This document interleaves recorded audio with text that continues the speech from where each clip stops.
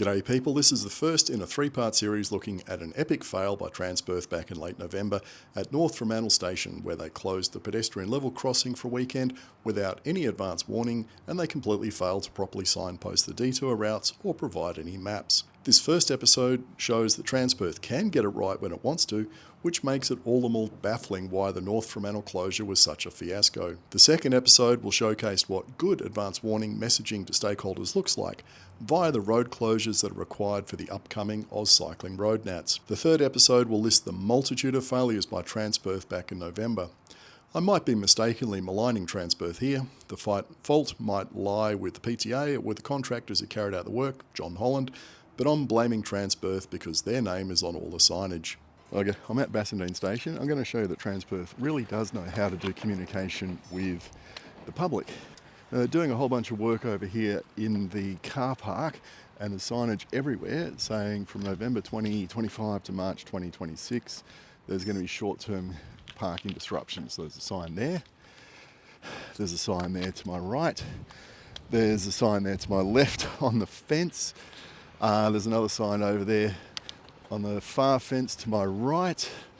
Some of these signs have got maps on them, which is very, very useful. This bike shelter here, there's a sign on that.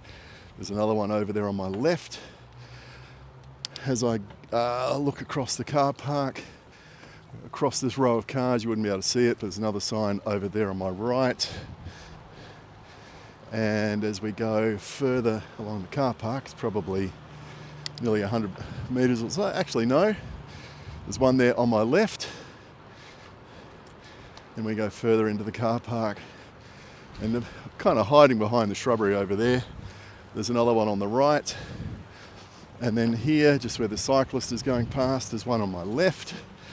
Absolute plethora of signage, no shortage of trying to let the public know there's works going on. Another sign there on my left.